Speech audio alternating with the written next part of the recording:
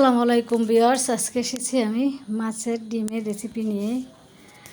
আমি প্রথমে মাছের ডিমটা সুন্দর করে ধুয়ে পরিষ্কার করে নিয়েছি। তারপরে লবণ, হলুদ, মরিচের গুঁড়া আর দিয়ে দিলাম আদা রসুনের পেস্ট দিয়ে আমি ভালো করে কষলে ভালো করে মাখায় নেব,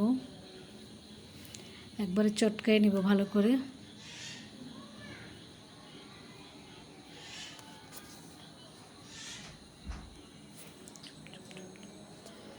ভালো করে চটকানো হয়ে গেলে এবার আমি একটু লেবু দিয়ে দেব, একটু লেবু চটকায় দিয়ে দেব।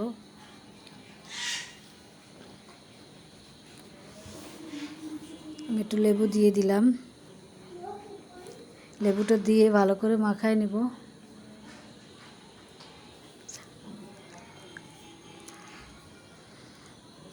যে ভালো করে মাখানো হয়ে গেছে আমার। চুলায় কড়াই দিয়ে দিয়েছি, কড়াইয়ের ভিতরে তেল দিয়ে দিলাম পরিমাণ মতো, পেস্ট দিয়ে দিচ্ছি।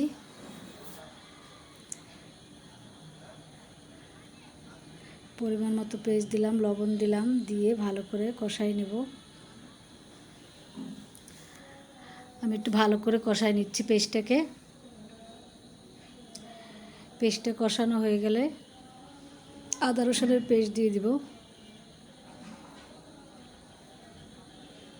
আদা রসুনের পেস্ট দিয়ে দিচ্ছি 2 চামচ। আদা রসুনের পেস্টটা দিয়ে আবার একটু আমি ভেজে নিব। আদা রসুনটা ভেজে ভালো করে যেন গন্ধটা না থাকে এরকম করে ভেজে নিব।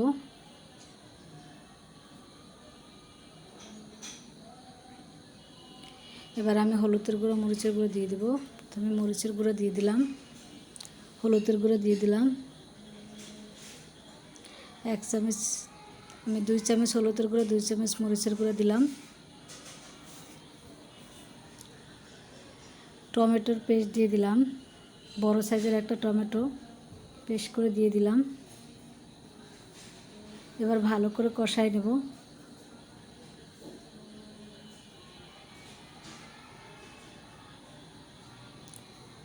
ধনিয়ার গুঁড়ো, জিরার গুঁড়ো দিয়ে দিলাম 1 চামচ।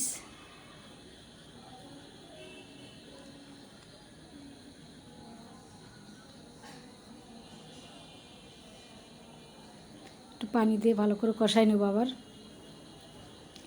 এবার নাড়াচাড়া করে ভালো করে কষাই নিচ্ছি।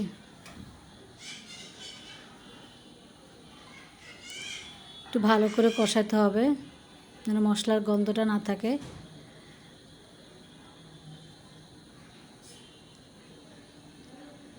কষানো হয়ে গেলে এবার আমি